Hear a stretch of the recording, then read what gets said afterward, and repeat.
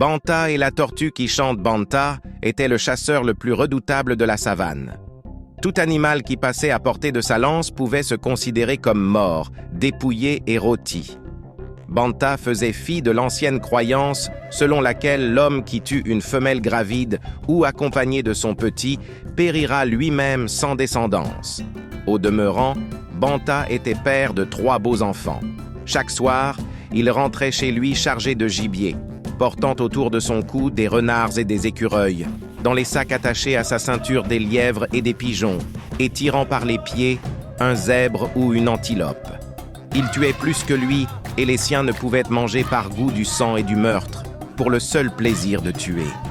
Banta aimait aussi à se vanter, et nul ne pouvait le faire taire lorsqu'il se lançait dans le récit de ses carnages. Aujourd'hui, les animaux de la brousse se réunissent sous un manguier pour tenir conseil. Il est temps de réagir et de mettre hors d'état de nuire cet exterminateur avant que tous ne succombent, frappés par sa lance ou étranglés par ses collets. Mais qui osera affronter Banta le chasseur?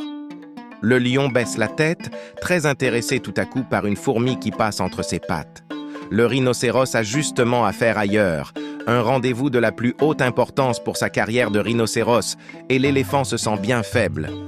Il n'est pas le seul malade. « Moi aussi j'ai dû attraper froid », dit le serpent. « Quant au charognard, il aura sans doute mangé de la viande trop fraîche. En somme, nul n'est assez fou pour défaire Banta le chasseur. Le carnage va continuer. Le sang des animaux de la savane coulera jusqu'à la dernière goutte. C'est alors qu'une toute petite tortue se porte volontaire. Elle demande seulement aux autres animaux de rester cachés le lendemain, de ne quitter sous aucun prétexte leur gîte, leur terrier, leur tanière. Banta bat les buissons avec un bâton, il soulève chaque pierre, puis il renverse la tête et fixe éperdument le ciel vide. Jamais la savane n'avait été si calme.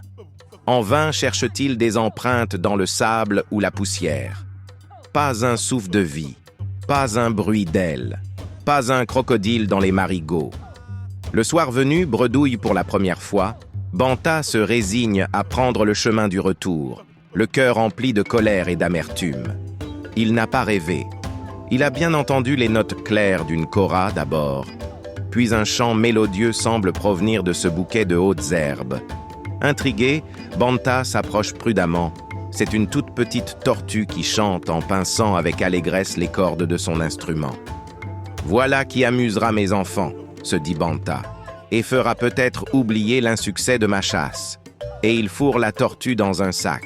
« Tu ne ramènes donc pas de gibier ?» s'écrie son fils, en le voyant entrer dans la cour de la concession. « J'ai mieux », répond Banta. « Grâce à ma ruse et à mon adresse, j'ai capturé une tortue qui chante. Écoutez-la. » Et devant la famille et les voisins réunis, la tortue docilement se met à jouer de son instrument et à chanter. Banta reçoit les applaudissements comme s'ils lui étaient adressés. « Je tiens avec cette tortue une belle occasion de briller devant le roi, pense-t-il.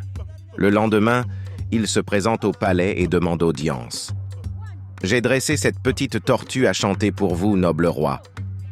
Reviens ce soir. Elle chantera devant la cour. » Et voici la cour rassemblée. Banta tient dans ses mains la tortue prodigieuse. Avec un sourire de triomphe, il l'installe sur un tabouret et pose sa kora devant elle. « Vas-y, chante !» Mais la tortue reste muette. « Chante, allez !» Mais la tortue reste muette. « Chante, allez !» Mais la tortue lentement rétracte sa tête et ses pattes dans sa carapace. « Honte sur Banta !» crache le roi qui n'apprécie guère que l'on se moque de lui. Il ordonne l'exécution du fanfaron. Une potence est dressée sur le champ. Voici Banta à son tour pris au collet. Il suffoque et se débat, mais inexorablement il meurt. Et comme une ultime convulsion tord son corps supplicié, dans le silence funèbre, une kora soudain égrène quelques notes cristallines. Puis, une petite voix entonne un chant étrange et gai, tandis que Banta grimaçant rend son dernier soupir. Aimez et abonnez-vous pour soutenir la chaîne.